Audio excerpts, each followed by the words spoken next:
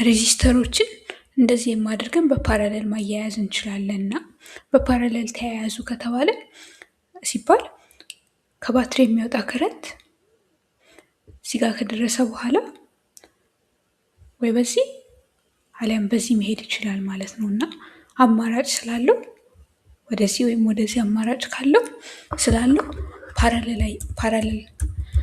በፓራለል መልኩ ተያይዟል እንላለን እና እዚህ ጋራ ከባትሪ የሚወጣ ቮልቴጅ ቶታል ቮልቴጅ ልንለው እንችላለን። ይህንን ደግሞ ሬዚስተር 1 ሬዚስተር 2 ብለን ስም ብንሰጠው 1 R2 ብለን ስም ብንሰጠው እዚህ ጋር ልብ ብለን እንዳየነው ስንጀምር እንዳየነው ከባትሪ የሚወጣው ከረንት ወይም ቶታል ከረንት ከባትሪ ከወጣ በኋላ ሁለት መንገዶች ያሉት፣ አንድም በዚህ ጋር ማለፍ ይችላል። በዚህ ጋር የሚያልፈውን ደግሞ በአርዋን በኩል ስላለፈ ሃይዋን ልንለው እንችላለን። አሊያም ደግሞ ወደ ላይ ወጥቶ በአርቱ በኩል ሊያልፍ ይችላል እና ጠቅላላ የነበረን ከረንት ሁለት ቦታ ተከፍሎ I1 እና I2 ሆኗል ማለት ነው እና I1ም ተመልሶ ወደ ባትሪ ይገባል በዚህ ጋር ዞሮ፣ I2 ደግሞ ተመልሶ እንደገና ባትሪ ውስጥ ይገባል ማለት ነው እና ከባትሪው ሲወጣ የለካውት ከረንት እዚህ ጋር ከመለካው ከረንት ጋር እዚህ ጋር የሚለካውና እዚህ ጋር የሚለካውን ከረንት ተደምሮ አገኘዋለሁ ማለት ነው እና ከዚህ የወጣው በአንዱ ጋር ማለፍ አለበት የግድ ነው። በሁለቱ ጋር ያለፈውን ስደምር ጠቅላላ የወጣውን አገኛለሁ ማለት ነው። እናያለን አንዱስ። ሌላው ደግሞ ቮልቴጅን ስናይ ቮልቴጁስ እንዴት ይሆናል? ይከፈላል ወይስ አይከፈልም ብለን ስናይ ከዚህ ጋር የወጣ ጉልበት ከረንት ልናጥፋውና እንዳይደራረብ ሁሉም አይቱ ይቀመጥ። መስመሮቹን ካጠፋን ይቀንሳል የተደራረበው ሁሉ። እዚህ ጋራ ቶታል ቮልቴጁን ስናይ ከባትሪ የወጣው አቅም ከባትሪው ተገፍቶ በወጣበት አቅም ሲሄድ የሚያጋጥመው ከሁለት አንዱ ነው። ሁለቱም አያጋጥሙም እና ወይ በዚህ ጋር ይሄዳል ወይ ደግሞ በዚህ ጋር ይሄዳልና ከአንዱ ላይ ጉልበቱን ጨርሶ ወደ ሌላው አይደለም የሚሻገረውና የያዘውን ጉልበት እንደያዘ ሆኖ ወደ ሁለቱ ጋር ይሄዳል ማለት ነው። ወደ ሁለቱ ጋር ይከፈላል እና ራሱ የያዘውን ጉልበት ስለሚይዝ V1 V2 ብንለው ይሄንን ቪቶታል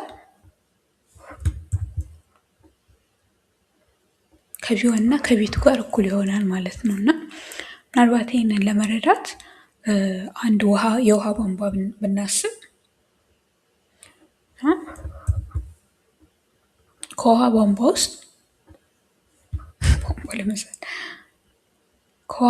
ውስጥ እንደዚህ ወስጄ ለሁለት ቦታ ብከፍል የሚከፍል ነገር ባለ ሁለት ጎማ ባስገባ ለምሳሌ እና ወደ ሁለቱ ጋር እንደዚህ ባወጣ ከዚች ጫፉ ላይ የሚሆነው ግፊት ከሁለቱም ጋር እኩል ነው። የውሃው ፕሬሸር በሁለቱም ጋር ሲወጣ በኩል ፕሬሸር ነው የሚወጣው። ነገር ግን ከሁለት አንዱ ገመድ ለምሳሌ ከሁለት አንዱ ጎማ ለምሳሌ ሰፋ ያለ ከሆነ ሰፋ ባለው ውስጥ ብዙ ውሃ ይፈሳል፣ ጠበብ ባለው ውስጥ ደግሞ ትንሽ ውሃ ይፈሳል። ነገር ግን በሁለቱም ጋር የሚገባው ግፊት ወይም የሚገፋቸው ኃይል እኩል ነውና ከቧንቧው ጋር መሰንጠቂያው ላይ ያለው ኃይል ማለትም እዚች ጋር ያለው የሚገፋው ነገር እኩል ነው ማለት ነውና ወደዚህ የሚሄድ እኩል ይሰማዋል፣ ወደዚህ የሚሄድ እኩል ይሰማዋል ማለት ነው። ነገር ግን እንደ ሁኔታው እንደ ቧንቧው ስፋትና ጥበት ማለትም እንደ ሬዚስታንሱ ትንሽ ሬዚስታንስ ካለ ትልቅ ከረንት ያልፋል፣ ትልቅ ውሃ ያልፋል ማለት ነው። ትልቅ ሬዚስታንስ ካለ ደግሞ ወይም ውሃው ጎማ ጠባብ ከሆነ ደግሞ ትንሽ ከረንት ያልፋል ማለት ነውና በሁለቱ መካከል የሚያልፈው ከረንት በሁለቱ ውስጥ የሚያልፈው ከረንት ሊለያይ ይችላል። በእነዚህ በሁለቱ መሄጃዎች ወይም በአር1 እና በአር2 ውስጥ የሚያልፈው ከረንት አንድ አይነት ላይ መሆን የለበትም። I1 እና I2 አንድ አይነት ላይሆን ይችላል። በሁለቱ ጋር የሚያሳልፋቸው አቅም ግን የሚገፋቸው አቅም ግን V1 እና V2 አንድ አይነት ነው ማለት ነው። ፓራሌል ሰርክት ላይ ካሉ ቁልፍ ሀሳቦች መካከል ቮልቴጅ ሁሉም ቦታ ላይ ቢለካ ተመሳሳይ መሆኑ ነው እና አንዱ ይሄ ሀሳብ ይሄ ነው። ሌላው ደግሞ ሬዚስታንስስ ወይም አጠቃላይ ሬዚስታንስ ወይም አር ቶታል እንዴት ይገኛል ብለን ካሰብን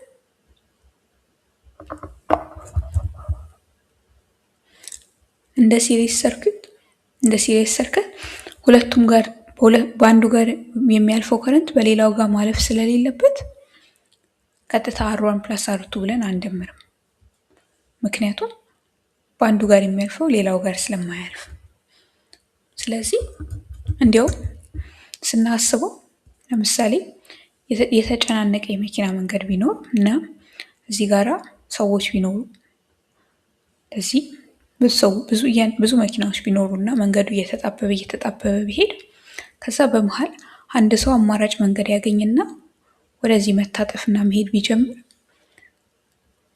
በዚህ ጋር አማራጭ መንገድ ያገኘው ሰው የሚሰማው ሬዚስታንስ ይቀለዋል። በዚህም ጋር የቀረው ደግሞ በመጀመሪያው መንገድ ደግሞ የሚሄዱት ግማሹ መኪና በዚህ ጋር ስለሄደ ትንሽ መንገዱ ቀለል ይለዋል እና አማራጭ መንገድ ሲከፈት ጠቅላላ የሚሰማ ሬዚስታንስ እንዲያውም ይቀንሳል እና ይሄ ሬዚስታንስ ቶታል ወይም ኢኩቪቫለንት ሬዚስታንስ የምንለው እንኳን እስከ ድምሩ ከእያንዳንዱ ሬዚስታንሱን ላይ ያነሰ ነው የሚሰጠንና ይህን ስንጽፈው አር ቶታል ወይም አር ኢኩቫለንት ይባላል። አንዳንድ ጊዜ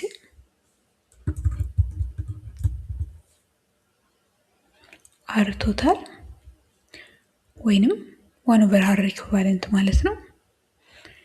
ጠቅላላ ሬዚስታንሱን ለማግኘት ከፈለኩኝ ያጠቃላይ የሁሉንም ነገር ጠቅላላ ሰርክቱን 1/R ብዬ R1 + 1/R ብዬ R2 አረጋለሁ ማለት ነው እና ለምሳሌ እዚህ ጋራ የተሰጠኝ R1 እና R2 በቁጥር ብደምራቸው ለR1 አንድ ኦም ተሰጠኝ ብል ቁጥሮቹን ለማቅለል ማለት ነው። አንድ ኦም በጣም ትንሽ ሬዚስታንስ ነው በእውነታው፣ ግን ለእያንዳንዳቸው ወይም ሁለት ልበለው በደንብ እንዲታይ ሁለት ኦም ተሰጠኝ ቢባል ለR1 እና ለR2 አጠቃላይ የሚሰማኝ ሬዚስታንስ ወይም REQ